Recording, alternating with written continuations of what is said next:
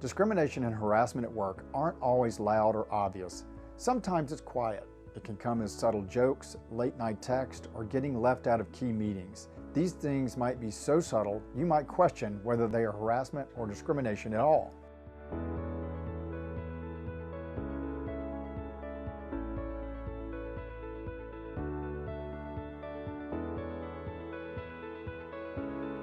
Maybe your manager sends you texts late at night.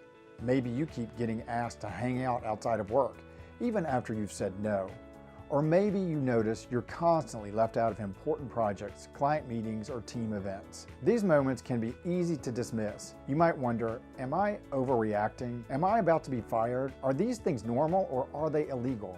Can I even prove if it is illegal? Well, the law protects you from harassment and discrimination, even when it's subtle. Under laws like Title VII of the Civil Rights Act and similar state laws, it's illegal to harass or discriminate based on race, sex, age, religion, disability, or other protected characteristics, whether it's blatant or under the radar. Here's an example for you. Sarah was repeatedly invited to after-hour drinks with her boss despite her discomfort. When she declined, her opportunities at work started drying up.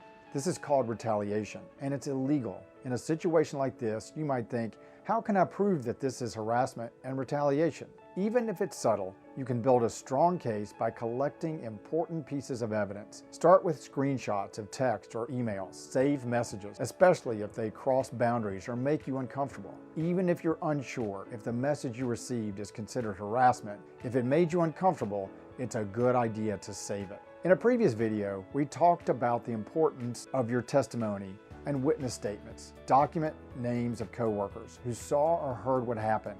Get their story, what they thought and felt while witnessing the situation.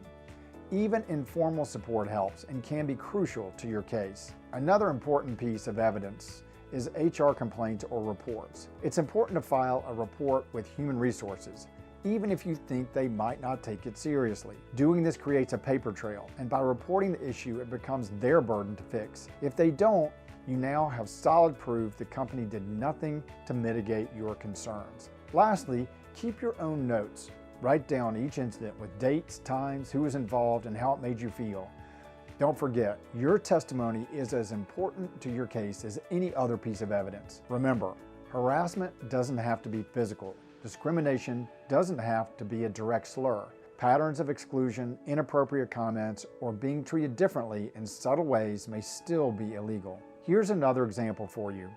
Michael was passed over for promotions repeatedly while less experienced coworkers moved up. Michael suspected the reason was his race. His employer never said it out loud, but the pattern was clear and consistent. His boss repeatedly passing over Michael, a qualified black man, for underqualified white colleagues is discrimination.